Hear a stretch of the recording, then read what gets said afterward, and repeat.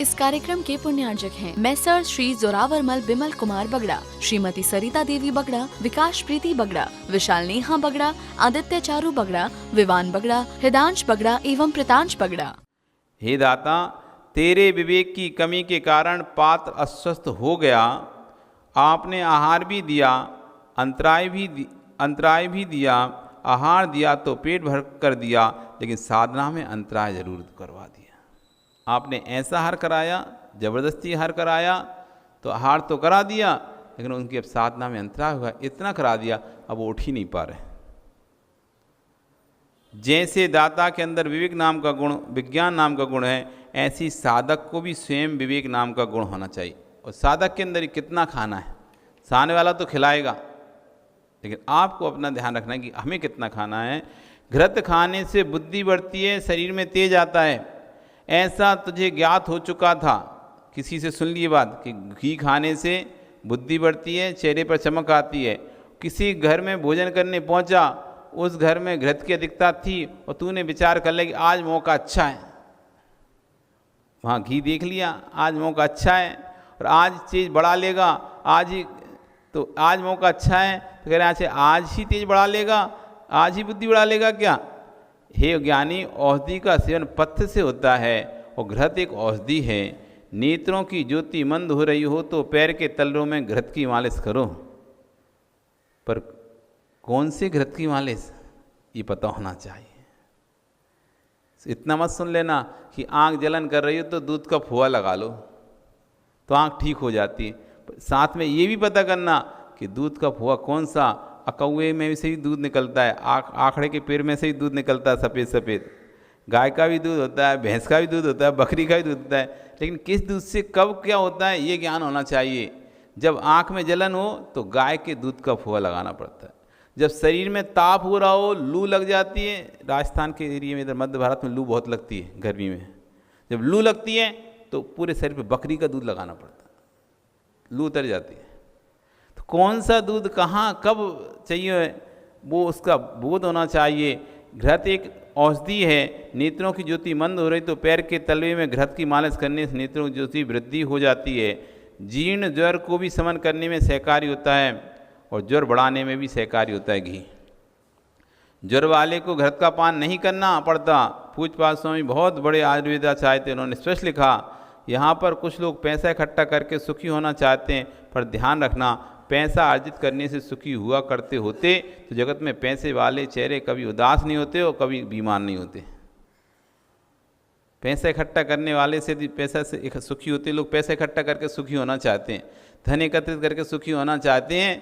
तो आचार्यगण कह रहे हैं धन एकत्रित करके सुखी होते तो जगत में पैसे वाले कभी दुखी नहीं दिखाई देते, वे सबसे ज़्यादा दुखी दिखाई देते, क्योंकि उनके पास ज़्यादा दुख दिखाई देंगे आपको। देख ऊपर से भले आपको लगता है, ये ऊपर से ऐसे लगता है कि तो बहुत पैसे वाले हैं, इनके पास खूब गाड़ी घोड़ा है, सब कुछ है, लेकिन उनको पता है कि क्या है उनके पास, सिर्फ उसका ऊपर का शो है, बाकी अंदर की स्थिति पूरे कर्जे में डूबे रहते हैं। जितने भी पैसे वाले होते हैं अधिकतर पता नहीं रहता आप लोगों को, उनका जो सारी चीज़ें लोन रखी रहती हैं, गिरवी रखी हो जाती हैं। पैसा खूब उठाते हैं तो पैसा उठाएंगे तो ज़मीन भी के कागज़ भी बैंक में रखी हैं, मॉर्टगेज रखी हैं, बड़ी बड़ी फैक्ट्री भी लोन से चल रही हैं, सब काम लोन। जितने भी बड़े बड़े फैक्ट्री से उनके शेयर जा रहे हैं, तो जिनके जो मालिक है उनका थोड़ी ना वो फैक्ट्री है, वो तो जिन्होंने शेयर खरीदे उनकी वो उसके मालिक हैं। पैसा भले उसके ऐस वो कर रहे हैं आराम, लेकिन वास्तव में देखा जाए तो उनकी चीज़ प्रॉपर्टी है ही नहीं है। वो जितनी इतनी बड़ी बड़ी कंपनियां हैं, वो कंपनियों के मालिक वो है ही नहीं है जो उनके मालिक बन के बैठे हैं। मालिक तो शेयर होल्डर है, लेकिन लगता है ऐसा कि वो मालिक है, और जब फट्टा साफ होता है तो पता ही नहीं चलता। तो ऐसे कह रहे जितने भी पैसे वाले हैं उनके चेहरे उदास नहीं दिखना चाहिए था। यदि पैसे से सुख आता है, पैसे से सुख नहीं होता, सुख तो साता से होता है, और साता का उदय नहीं तो पैसा क्या करेगा। जो पैसा अर्जित करके सुखी होना चाहते हैं वे वैसे ही हैं 105 डिग्री बुखार में घी पीकर अपने आप को स्वस्थ करना चाहते हैं। जो पैसा कमाकर सुखी होना चाहते हैं वो वैसे ही कह रहे हैं जैसे कोई बुखार में घी पीकर स्वस्थ होना चाहता है, ऐसे व्यक्ति पैसा कमाकर सुखी होना चाहता है। ऐसे ही पैसे इकट्ठे कर व्यक्ति सुख प्राप्त करना चाहता है। आत्म सुख धन में नहीं है, संसार का सुख भी चाहिए तो धन छोड़ना ही पड़ता है। भैया तुझे एक सेब फल भी खाना है तो दुकान पर जाकर फल लेकर कुछ देकर आएगा कि नहीं आएगा? वहाँ भी तुमको अपना धन छोड़ना पड़ेगा, तब जाकर सेब फल का सुख प्राप्त कर पाओगे। तुम अपना धन नहीं छोड़ो और उसको हमें एप्पल भी मिल जाए, कोई भी वस्तु आपको सुख की सामग्री चाहिए तो धन छोड़ना ही पड़ेगा। एक हाथ में पैसा पकड़े रहो, सामान दे दे तो पैसा दो, नहीं पैसा नहीं दूंगा, तो कौन सामान देगा तुमको? देकर आएगा तभी जाकर सुख मिलेगा। धन छोड़े बिना संसार का सुख नहीं मिलता, फिर मोक्ष का सुख कहाँ से मिल सकता है? कितनी अच्छी बात करें कि धन त्याग के बिना संसार के सुख नहीं मिलते। तुम सोचो हम बस जोड़ते जाएं जोड़ते जाएं जोड़ते जाएं, खर्चा नहीं करना पड़े। अगर बिना खर्चा किए जब संसार का सुख नहीं मिलता, धन छोड़े बिना, तो मोक्ष का सुख कैसे मिल सकता है? बिना धन छोड़े एक सेफल खाने को नहीं मिलता ज्ञानी, तो धन को लिए मोक्ष फल कहाँ से मिलेगा? बिना छोड़े सुख होता ही नहीं है। जोड़ने से तू जी नहीं पाएगा। बिना जोड़े लंबे समय तक तो जी सकता है, पर जोड़कर तू जी नहीं सकता। 10 दिन के उपवास कर सकता है, 10 दिन मल का धारण करके बता। तू गहन करता है, उसे सुबह छोड़ना ही पड़ता है। जिसे हमने आज खाया उसे हमें कल छोड़ना ही पड़ेगा। बिना छोड़े जीवन चल नहीं सकता। अहो, पहले पेट भरने के लिए धन नष्ट किया, अब पेट खाली करने के लिए धन नष्ट कर रहा। कैसा जीवे? जो पुरुष द्रव्य से सुख चाहता है, वह पुरुष ज्वर वाले पुरुष को घी पिलाकर स्वस्थ करना चाहता है। इसलिए आज कहें भोजन औषधि है, भोजन विज्ञान है। कितना द्रव्य कब लेना है, किस समय लेना है, ये सीमा होना चाहिए, तो वही द्रव्य औषधि का काम करेगा। पर आपको यदि ज्ञात होना चाहिए कि तिल में तेल निकलता है, लेकिन जब भी तिल में तेल निकलेगा, पानी से गीले किए बिना तिल में तेल निकालोगे तो कोलू में तिपक जाएगा, लेकिन निकलेगा नहीं। बहुत सारी चीज़ों की प्रक्रिया जब तक मालूम नहीं होती तो चीज़ खराब हो जाती, लेकिन निकलती नहीं। कब कौन सी चीज़ से क्या तेल निकल रहा है? आजकल तेल निकालने की मशीन आती है। आपने को बस इतना ही सुना है कि इसमें मूंगफली डाल दो, तेल निकल जाएगा, मूंगफली तेल निकल, कुछ नहीं करना पड़ता। क्या है? प्रचार आएगा, इसमें मूंगफली डालो और तेल पाओ। संग में एक बार मूंगफली की मशीन आई, मूंगफली तेल निकालने की, तो भैया इतना वो बोल के चला गया, कुछ नहीं करना, मूंगफली लेना है और इसमें डालना है और नीचे से तेल प्राप्त करना है। अब मूंगफली डाली, लेकिन तेल ही नहीं निकला। तेल नहीं निकला, पूछा भाई तेल तो निकल नहीं रहे इसमें से, तो उसने पूछा मूंगफली को सुखाया कि नहीं सुखाया, पहले ये बताओ। कि वो तो बाजार से सूखी नहीं, कितनी भी सूखी आएगी तब भी उसके अंदर आर्द्रता रहती है, नमी रहती है। ये तेल तभी निकलेगा जब मूंगफली एकदम कड़क हो जाएगी।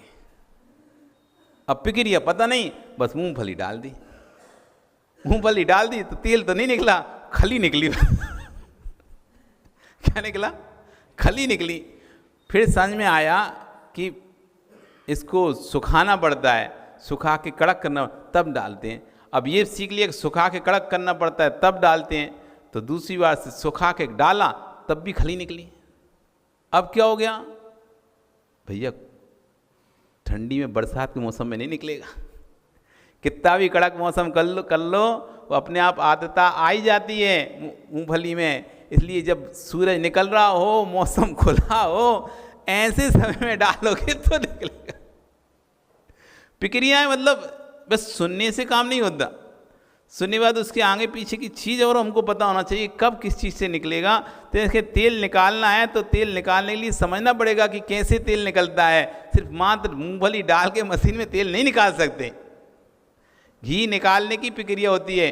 एक व्यक्ति वही मलाई से 50 ग्राम निकाल लेता और एक व्यक्ति वही मलाई से 5 ग्राम नहीं निकाल पाता। घी पूरा जला लेता है, खराब कर लेता है।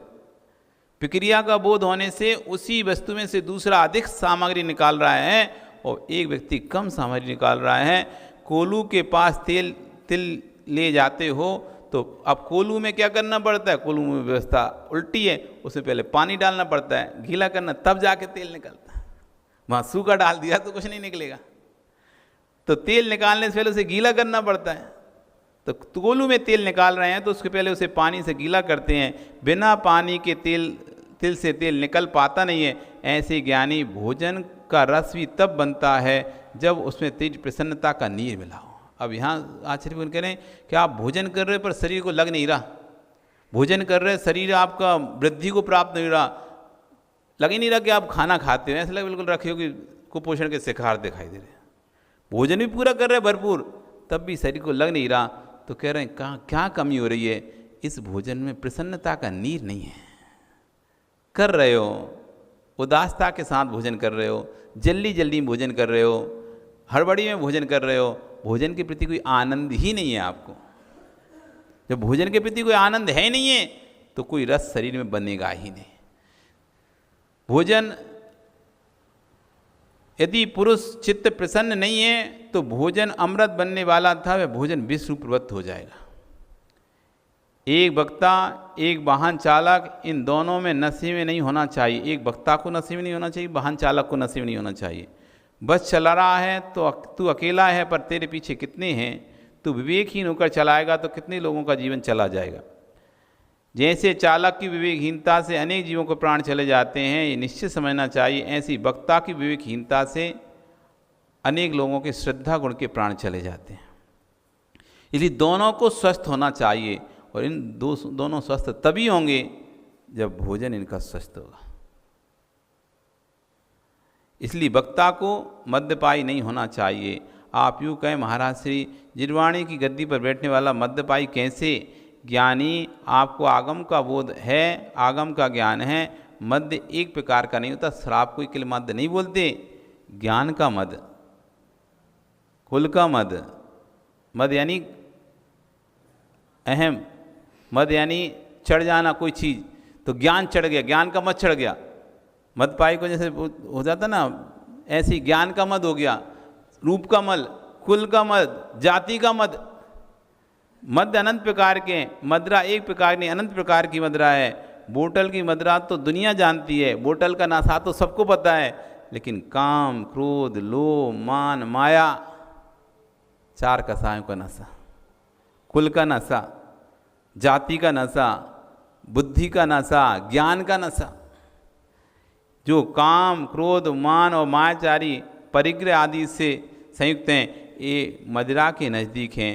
तूने बोतल की मदिरा तो नहीं पी, लेकिन क्रोध की मदिरा पीकर बैठा हुआ है, यानी क्रोध से भरा हुआ बैठा है, लोभ से भरा हुआ बैठा है, मान से भरा हुआ है। तो माया से, जैसे मदिरा पीने वाला व्यक्ति तत्व को सही तरीके से नहीं जान पाता, ऐसी क्रोध, मान, माया, लोभ, इन चार का किसी कसाय से भरा व्यक्ति भी तत्व को अच्छी तरह से नहीं समझ पाता। उस समय तू भाषण करेगा, वक्तव्य देगा, तो जो यद्वा तद्वा बोलेगा। ज्ञानी जैसे बंदर का लाल चेहरा है, चंचली, ऐसे ही क्रोधी का चेहरा लाल और चंचल भूत होता है। कसाय आ रही है, उसमें उपदेश का समय क्यों ना ही हो जाए, ये कह देना भैया आज प्रवचन नहीं करूँगा। तो लोग पूछेंगे क्यों, तो बोल देना मेरा स्वास्थ्य ठीक नहीं है। तो आप यूँ कहेंगे महाराज जी आपने मुझसे झूठ बोलना सिखा रहे हो? नहीं, मैं परम सत्य सिखा रहा हूँ। आप बोल देना स्वास्थ्य ठीक नहीं है। कौन सा? तन का स्वास्थ्य नहीं, मन का स्वास्थ्य ठीक नहीं है। मन स्वस्थ नहीं है। मन स्वस्थ हुए बिना प्रवचन करने जाएगा तो नियम से सिद्धांत के विरुद्ध कथन करेगा। वक्ता धवला जी में स्पष्ट निषेध है, जब तुम्हारे मन में तीव्र हर्ष हो, तीव्र विषाद हो, तीव्र ज़्यादा खुशी हो रही हो, ज़्यादा दुख हो रहा हो, गरिष्ठ भोजन करके आए हों, ज़्यादा गरिष्ठ भोजन पकवान खाए हों, पूड़ी पराठे, लड्डू, पेड़ा आदि बाटी, अशुद्ध भोजन किया हो, यहाँ तक कि रात्रि में खोटा स्वप्न में यदि देखा हो, उस दिन आपको सिद्धांत ग्रंथों को नहीं पढ़ना चाहिए। क्यों? जैसे मध्यपायी विवेक कुछ का कुछ समझ लेता है, ऐसे ही कसाय भाव से प्राणी तत्व की कुछ रूचना करेगा। लोग तुमसे जिनवाणी सुनने आए हैं और आप अपनी कसा उन पर निकाल दोगे, जिससे जिन शासन की महान क्षति होगी। ये आवाज़ नगर के चौराहे चौराहे पर जा रही हैं और आपने उस भाषा का प्रयोग यहाँ किया, कुछ लोग यहाँ नहीं आ पा रहे हैं, वे भी अपने कान पवित्र कर रहे हैं, यदि वे आपकी कसाय सुनेंगे तो क्या कहेंगे। इसलिए सारी चीज़ें डिपेंड हैं आपके भोजन पर। इसलिए बार बार कह रहे हैं, शरीर स्वस्थ है तो साधना स्वस्थ है। क्योंकि जिस जिनवाणी के माध्यम से हजारों लोगों की श्रद्धाएं जुड़ती हैं धर्म के प्रति, उसी जिन शब्दों से, आपके जिन शब्दों से हजारों लोगों की श्रद्धाएं धर्म के प्रति जुड़ रही हैं, उन्हीं शब्दों के माध्यम से हजारों लोगों की श्रद्धाएं धर्म से टूट भी सकती हैं। जिनवाणी सुनने लिए आया, कसाय सुनेंगे तो क्या कहेंगे कि मैं तो जिनवाणी सुनने के लिए आया था और जिससे मेरे अशुभ परिणाम पवित्र हो, लेकिन यहाँ सभा में आकर तो कसाय दिखाई दे रही। परिणाम पवित्र तो छोड़ो, परिणाम और संकलित हो गए।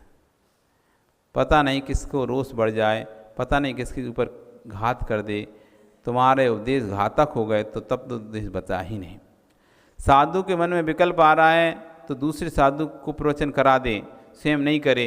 उपदेश तो चित्त की प्रसन्नता में होते हैं। चित्त प्रसन्न होगा तो आपके हृदय से जिनवाणी स्फुटित होगी, और चित्त में विषाद परिणाम होंगे तो हृदय से कसाय ही स्फुटित होगी।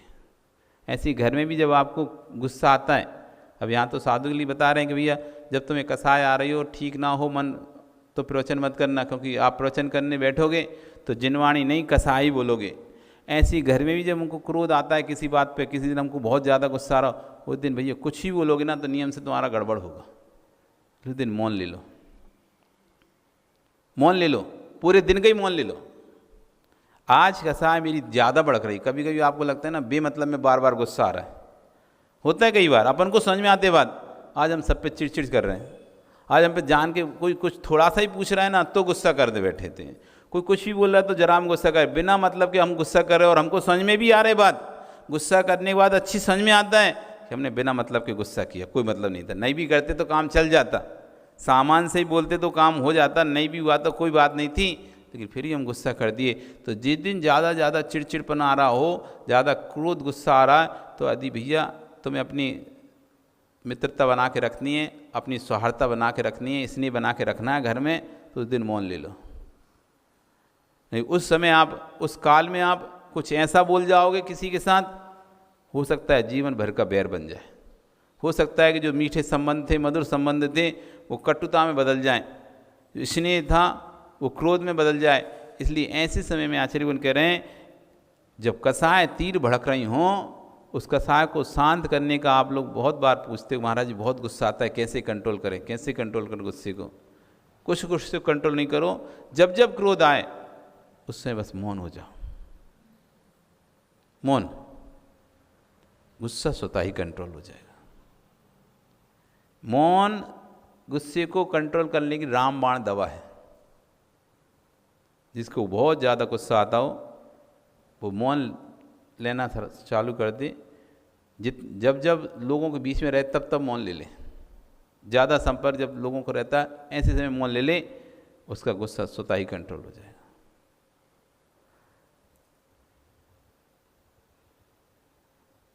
आप मार्ग से चलकर आए हो तो शांति होगी आपके शरीर में, थके होगे, कुछ समय के लिए विश्रांति ले लीजिए। अभी अभी चलकर आया है, थोड़ा बैठा भी नहीं सका, अतः थोड़ा बैठ जाओ। अहो कितना अंतर आ गया। किसी मतलब कहते हैं जैसे कोई व्यक्ति थका रहता है, कहीं से बाहर से आता है तो थोड़ा शांति बैठ जाता है तो शांति मिल जाती है, उसे शांति मिल जाए। ऐसी जब कसाय आपके हृदय में आती ना तो थोड़ा विश्राम ले लो, थोड़ा मौन ले लो। अपने आप कसाय थक जाएंगी और शांत हो जाएंगी। और ये तभी होगा जब आपका भोजन स्वस्थ होगा, शरीर स्वस्थ होगा। शरीर स्वस्थ होगा तो चिंतन स्वस्थ होगा, और चिंतन स्वस्थ होगा तो आगे चारित्र स्वस्थ होगा, और जिसका चारित्र स्वस्थ होगा उसी का ही मोक्ष मार्ग प्रशस्त होगा। इसलिए आचार्य भगवान कह रहे हैं, यावत् शरीरम स्वस्थम, जब तक शरीर स्वस्थ है। इसलिए मोतीलाल जी, जब तक शरीर स्वस्थ है अपनी कल्याण की भावना भालो। इस कार्यक्रम के पुण्यार्चक थे मैसर श्री जोरावरमल बिमल कुमार बगड़ा, श्रीमती सरिता देवी बगड़ा, विकास प्रीति बगड़ा, विशाल नेहा बगड़ा, आदित्य चारू बगड़ा, विवान बगड़ा, हृदांश बगड़ा एवं प्रितांश बगड़ा।